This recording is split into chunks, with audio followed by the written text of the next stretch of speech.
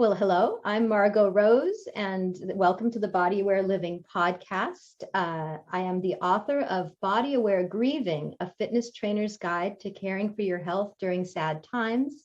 And we're here together with kind and wonderful people from around the world, looking for practical ways to get through difficult challenges and to celebrate our accomplishments.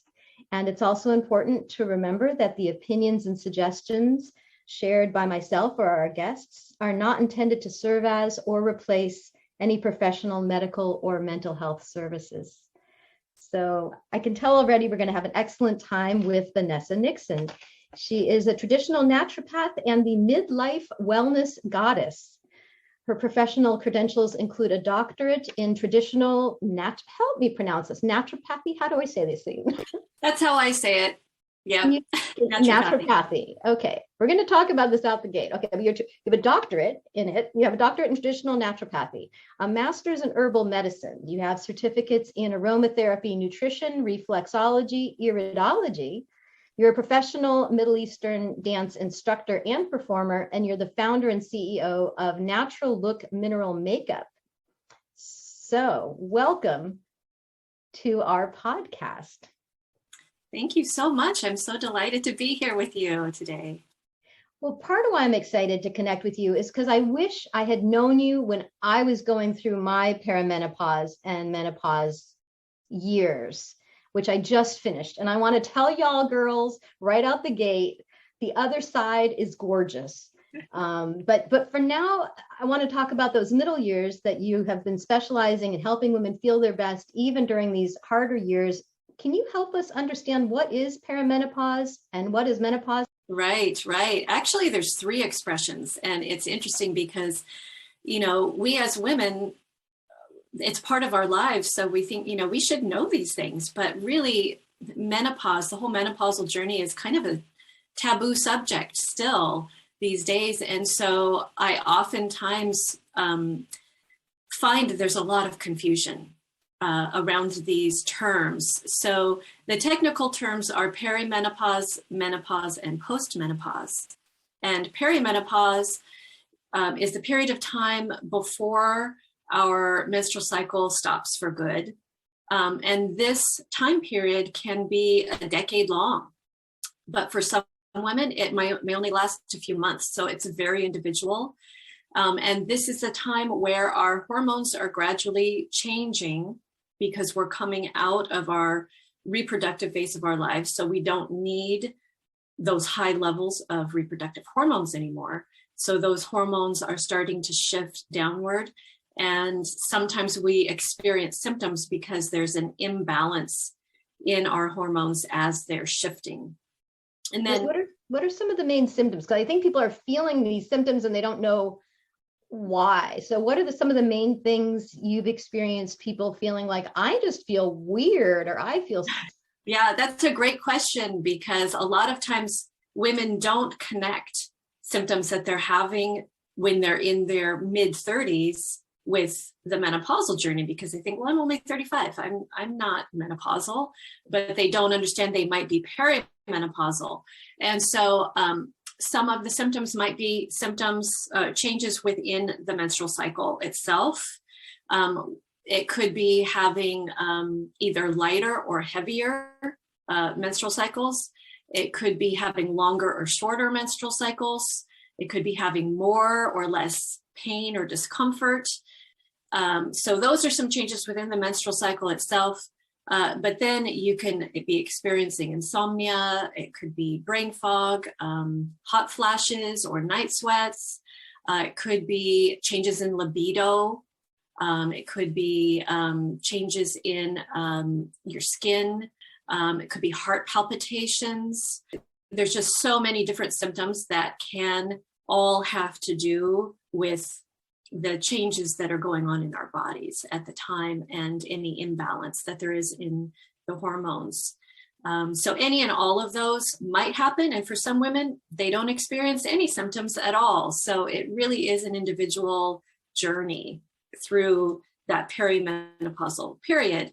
And then menopause itself is actually only a year long. It's a 12-month period that you really don't know you're in until after you're out of it, because it's the period where you haven't had any menstrual cycles for 12 months. So you might think that, oh, I haven't had a period for 3 months, I must be in menopause. And you could be, but you could get another period next month, which that happens a lot. Women go 3 months and then have a period. Then they might go 6 months and have a period. And so you don't really know that you're in menopause till you've gone a full 12 months without a cycle. And then anything beyond that is postmenopause. Well, this sounds complicated. So it can be from 3 months to 10 years or so. And it could be anything affecting your periods in any way. Basically, you could have more, you could have less, you could have closer, you could have more intense, you could have lighter, you can skip. All right. So when people feel confused about why they feel weird, there's a lot of reasons why they might feel weird. And I know I had a hard time pronouncing the word naturopathy. What does that mean? What style of healing is that? Because I know a lot of women are like, well, doctors don't know, don't care, or maybe they just want to, throw some extra estrogen at me. And a lot of women, there's just a lot of controversy, but not a lot of controversy and not that many choices. So can you, like, I had breast cancer in my family history. So I was like, I'm going to go through it without hormones. I didn't want to think about it. I didn't want to have a talk about it. That's me, not telling other people what to do. But what do you offer that's an alternative, and what does being a naturopath mean? Naturopathy is just a form of natural healing that utilizes different modalities that are all based on natural medicine. So it can encompass many different modalities. And that is opposed to allopathy. It's focused on disease and pathology and using pharmaceutical medicine to treat disease. So that's kind of the difference between naturopathy and allopathy.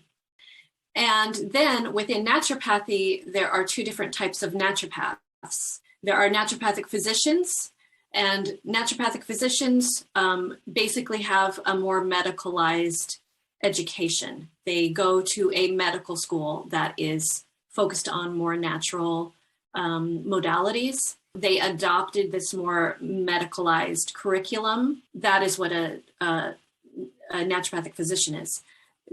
Everybody else who wanted to keep things the way they were kind of fell into this other camp of traditional naturopaths who have been practicing this way for hundreds, if not thousands of years, just focusing not on disease and pathology and, prescribing medication, but helping people to tap into their own wisdom, their own ancestral memory of foods to eat and herbs to take that we all used to know, generations and generations ago.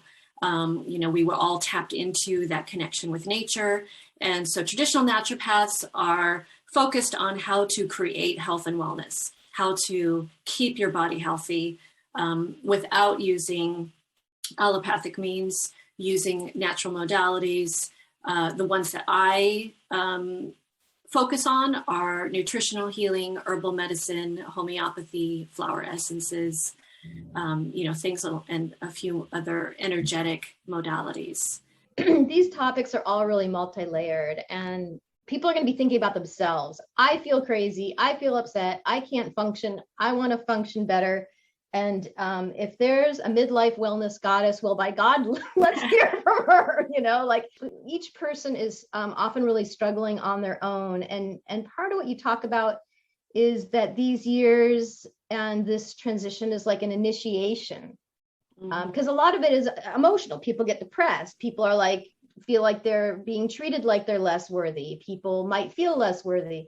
The one symptom you didn't mention, but I saw one of the polls, you've got a Facebook group. What's the name of your Facebook group, by the way? The name of the Facebook group is You Can Feel Marvelous in Midlife Naturally. Let's do that. Okay. So let's do that. I'll have the link for that in the show notes. But I think I saw a poll on one of your posts and you had asking women which symptoms were giving them the hardest time. And a lot of them were talking about weight gain being a really frustrating one. And so this whole time, in addition to what's happening, quote unquote, medically, is just really affecting women's self-esteem, their behavior. And so So I want to talk a little bit about like, what did you mean by it being an initiation? Because I might want to add in on something that I've observed through my personal training with women of those ages. So let's hear what you're saying. Well, thank you for asking that question. It's one of my favorite things to talk about, because one of the things I love to do more than anything is to help women reframe this time as a really potent, powerful time in their lives. Using the term spiritual initiation, I think, is really pertinent because it is an initiation. And when we look at that phrase, an initiation, we think about, this is a period of trial and tribulation, whether it's minor or whether it's major. We are going through a lot. We're going through a lot internally with how our bodies are changing.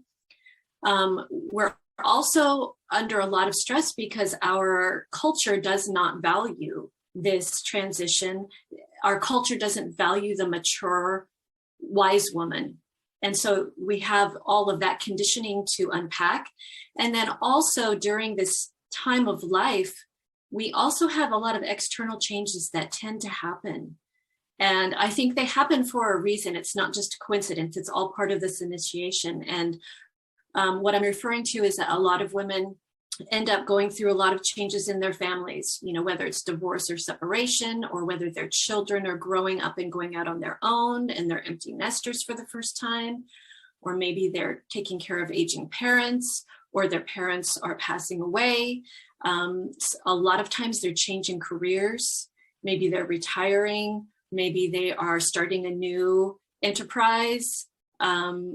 They are starting new creative projects or collaborations, creating new communities, moving to a new part of the world. There's just a lot of change going on. And that's the through line. There's change in your body. There's change in your external world. There's changes going on in how society views you. And so I think that's part of this initiation, is dealing with all of these things. Feels really stressful and really hard, and it motivates us to look at who we are, how we view ourselves and how we want to view ourselves, and what we want to be in the next half of our lives, what we want to create, how we want to bring our gifts and our talents and our wisdom to the world. I think that it's a really potent opportunity for women to take these challenges and turn them into something that they can use as gifts, not only for themselves, but for their communities, and especially other women around them. As women, we are very collaborative. Community and support and nurturing is very important to us. And so I think it's a really powerful time for women to step forward in leadership in their communities and to create the kind of environment that they want to live in. We are kind of conditioned in our society and our culture to think that menopause is the end. Everything's going to change. Your body's going to start breaking down, and you're not valued because you can't produce children anymore. And it's your life is just going to kind of go downhill from here. That's kind of this conditioning that we have. It is the end of our reproductive years. So in that vein, there is a death that I think we all feel as women when we get to this stage. And I think this is part of this whole initiatory process. We're ending one phase of our lives. I think we feel that death of the reproductive phase of life very acutely. And it's important to acknowledge that and to grieve if we feel that that's what we need to do. But then on the other end, celebrate if it's a woman who already had enough kids, she doesn't want to worry about pregnancy, and now more than ever, right? Also it's just to understand that some people might be like thrilled to say goodbye to this phase of their life, and that's the next excited to begin the next part too, right? Exactly. That's the next piece of it is acknowledge that, grieve that if that's what feels good to you, and then come to the next part of the process where you're realizing this is a rebirth. It's that cycle of life. Whenever there's a death, there's a rebirth. And so celebrating the birth of the next phase of your life. And part of that is that we still have that creative energy that in our reproductive years, we could potentially create children.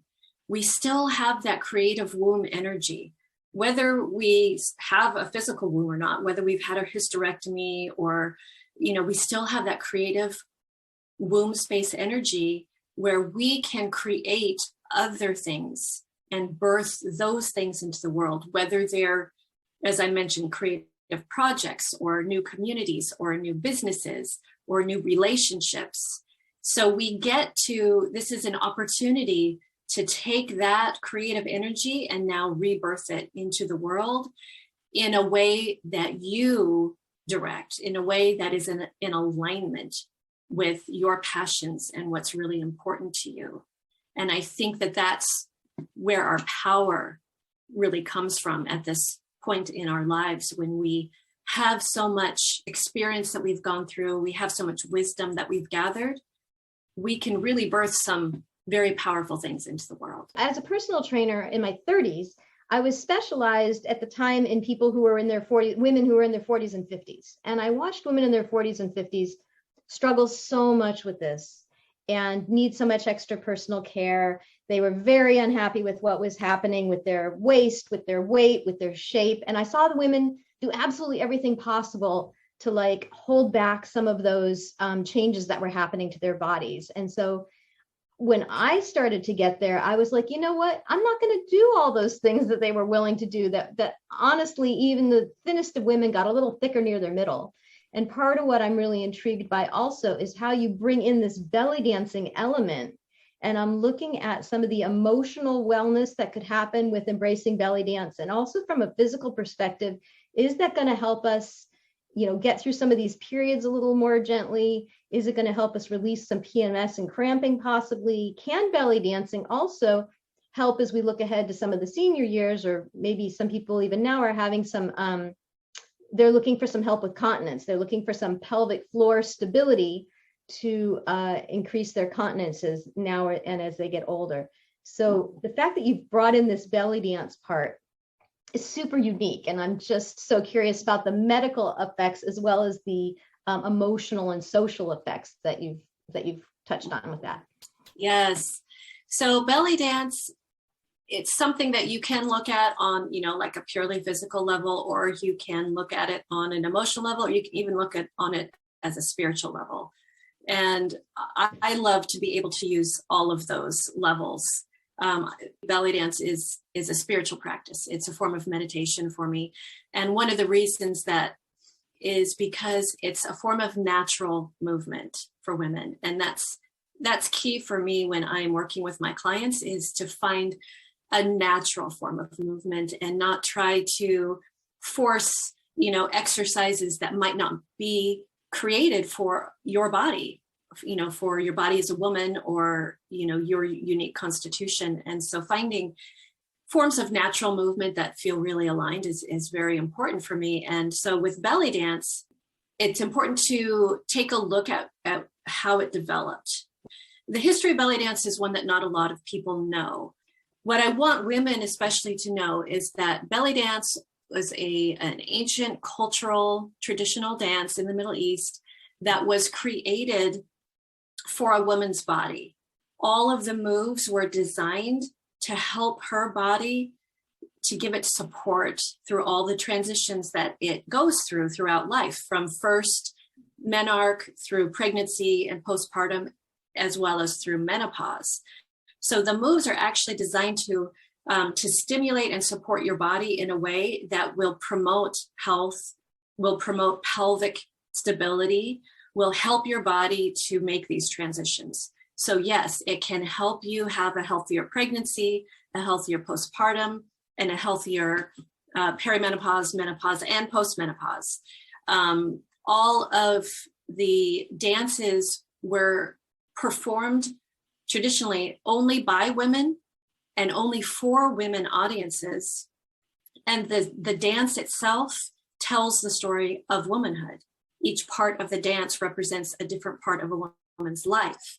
So everything about belly dance is all about women's empowerment. It's about women supporting women. And so it's just a really supportive, very inclusive of all, women's body types and shapes and ages and sizes. And it's all about celebrating women and supporting them. So that's the thing that has drawn me the most toward not only doing belly dance myself and using it as a sacred practice, but also for offering that to my clients and to other women, because I see their confidence come out. I see them loving themselves and loving their bodies in a way that they didn't before, because all of these moves connect you to your body, to places in your body you didn't even know were there. So it's really a very sweet, nurturing, loving way to be in touch with your body and support it in a physical way, an emotional way, a mental way, and also a spiritual way. Well, and social way to connect with all these other women. Yes. And just like, ooh, your belly's rolling. Ooh, your belly's set. Like the flat belly, you can't even do belly dance as well with a super flat belly, right? I mean, don't you gotta have a little meat to roll around with? It's interesting because I've always been a very thin woman, and I've been on professional belly dance troops a number of times in the last 30 years since I first started belly dancing. And it was always the more voluptuous women who could do the moves better, who you could really see, the way that they were dancing much more. I had to try so much harder just to be able to even see my hips shimming, But yes, traditionally and culturally, the more curves you have on your body, the more attractive you are as a woman. And so it's a very different feeling about being appreciated for who you are as a woman, and your body as a woman in different cultures around the world. And like I said, with belly dance, it's very accepting of all sizes. And I really love that. I absolutely do. I love how you're bringing all this together. And didn't I see somewhere on your website that you actually have online belly dance classes, so that women who they don't live in the same region as you, or they don't want to go transport themselves, or maybe they're shy now what are you doing? How are you offering online belly dance classes? And I know we're going to have all of your information later, but just specifically tell me about that. I want to do it for sure. I'll see you guys there. Yeah, well, along with everybody else, I transitioned to doing a lot of things online over the last couple of years. And I did, in the past, teach local belly dance classes here where I live in Washington State. But I did transition to holding those classes online. They're over Zoom. They're on Tuesday evenings. And I teach beginning belly dance classes at 5:30 Pacific on Tuesday evenings, and then I teach intermediate classes at 6:30 Pacific on Tuesday evenings as well. And so I record them on Zoom, and I have a private Facebook group where just my belly dance students have access, and I upload all those recordings. So if somebody can't attend a class live, they can always go in and dance with the replays. And each class is just a little different depending on who's there. I have one student who has a couple of medical conditions that sometimes she needs to sit. And so sometimes I do a seated belly dance class. And so I love being able to tailor classes to the individual needs of my students. And so, for people who, it's a membership program. So when you join the membership program, you have access to all of these recordings. And there's, upwards to 100 different recordings that are in the membership at this point. And then you also have the live classes that you have access to. So I think it's just a really wonderful way for people, all over the place to be able to come together and do something that's supportive of themselves, but still have that community component. That's an amazing range of offers and options. And it's got me thinking as well, if a group of, 4 to 6 women who are friends together, they're family members, maybe they know each other from somewhere, maybe they're going through something together, small group coaching / belly dancing combo package, could they do that and have it be their own little unit? That's a really interesting question. I have not had anybody ask me that, but it sounds really fascinating, and I would absolutely be interested in exploring what that could look like. I love, as I said, being able to individualize things to what women need, and so yeah, that sounds like a really fun way to be able to support the people who are already in your life to to do something that's really healthy and really fun together.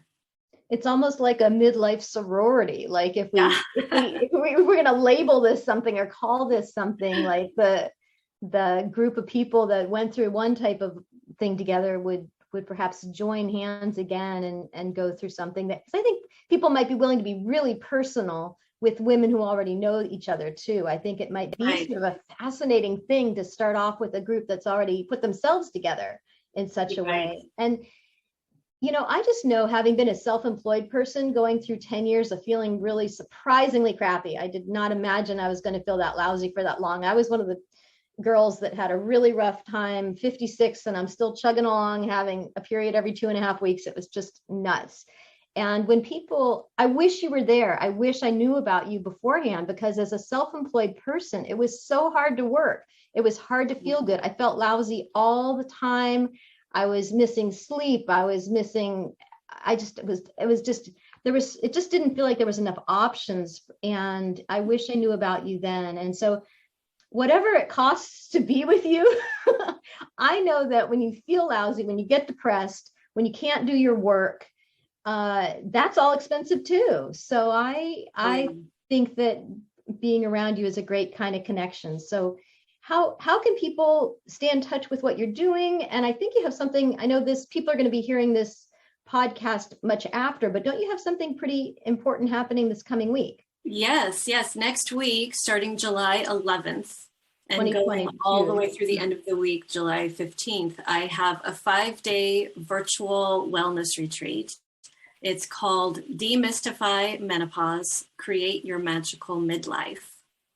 And so every day I'm going to be going live in my Facebook group, and we're going to be going over a different component for how you can start to understand what's going on with your body at a deeper level, and how you can start to create, some of this potency, this magic, this powerful stuff that I've been talking about. How can you create that in your life? And a big component of that is being able to address these symptoms. And as you were talking about, these things that you experienced that made, the other parts of your life so challenging. And sometimes these symptoms really do keep us feeling stuck. Like, we don't know how we're going to move forward. We don't know how we're going to, work all day, go to our job, or take care of our kids, or, whatever it is. It really affects our quality of life sometimes. And so having support around that, having options, as you mentioned, many natural options to support your health and help to balance your hormones, and to just, bring back that energy, that vitality that sometimes we feel we've lost when we haven't been able to sleep, or we've been dealing with hot flashes or brain fog, or, mood swings. So I'm going to be addressing all of those things in this week-long wellness retreat, and giving lots of practical guidance, as well as delving into some of these deeper mindset shifts that are important to make, so that we can really feel like we can create the next half of our lives in a really powerful way and make the impact that we want to make. So I do have a registration page for that, which hopefully, we can get in the links in the description. But if you join the Facebook group, all of the information will be there as well.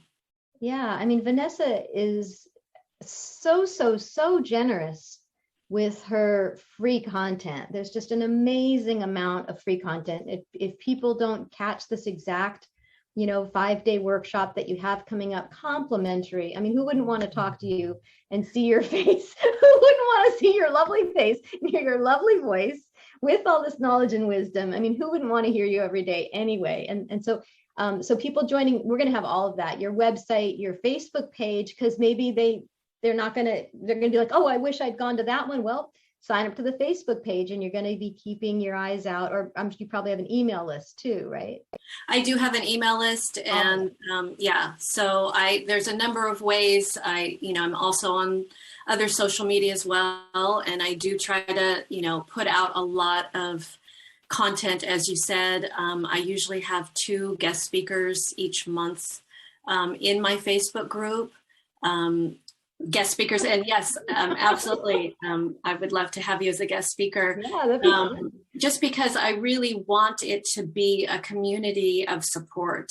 Yeah. And I want it to be a community where women are supporting other women. It's not just my community, it's our community. And so I really want to feature other experts who have a different expertise than I have, because there are probably women in that community that need your expertise as well. That's phenomenal. I would be really honored. And I joined your group just because when I was going through everything, which just finished a little while ago, when I was going through everything, I was like finding women who were older, and I was like, tell me again, it's going to be over eventually. Tell me again, tell me what it feels like to not be having this happen. And I was like, just amazed about, I'm going to become a different woman than I've ever been as an adult. Before we even become anything close to an adult, we start with this whole cycle of kind of depletion per month. It's just so much effort per month going into all of these hormone changes. And I was just fascinated, and I wanted to see and hear that it was possible that all of a sudden, what kind of adulthood can we have, and what kind of adulthood can we begin when we're not sick a third of the time or more, depending on what someone's cycle's like. Like, how powerful is that going to be? How exciting is that going to be? How stable are we going to feel? How healthy can we be?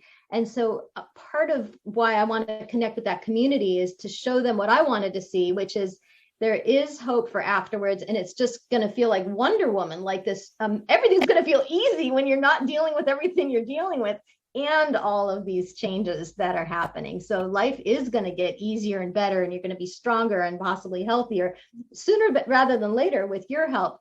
But man, when that's all when that struggle's dealt with, ooh, it's really going to be fun to see who we can become later. And those years when we have the health, that we're not struggling to always stay healthy enough each month, the health and the wisdom at the same time, I think this next decade or two is going to be phenomenal. And absolutely. And we're actually starting to see that scientifically as well. We're starting to see research coming out that, our 50s and 60s and 70s can be our most productive decades of our lives. And the reason is because we can get past, this point where we're focusing all of our energy either on other people, like our children or spouses or aging parents, and we're finally able to focus on ourselves and what we need to be fulfilled and to be healthy. But also we're entering into this magical period where we have access to all of this wisdom, where we can really tap into our own inner wisdom and our intuition and bring that out into the world and be productive in that way, not necessarily the busy production of the earlier part of our lives, but this aligned flow of wisdom that we can really bring out in a very magical and creative way for this next half of our lives. If I had one thing I would offer to people going through it currently, I would look at that quote unquote symptom of these menopausal changes of irritability.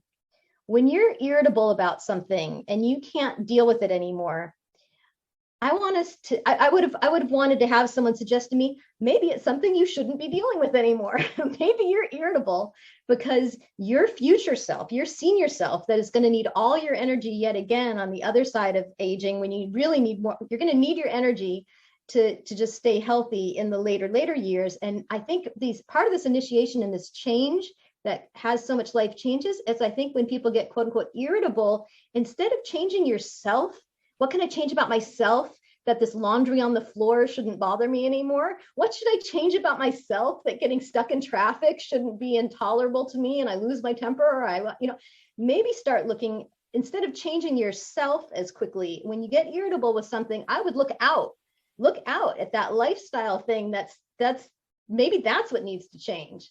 And I would watch that symptom of irritability and be like, all right, maybe this is telling me which people, places, things, activities, hobbies, which things need to aren't going to make it into the next phase with me.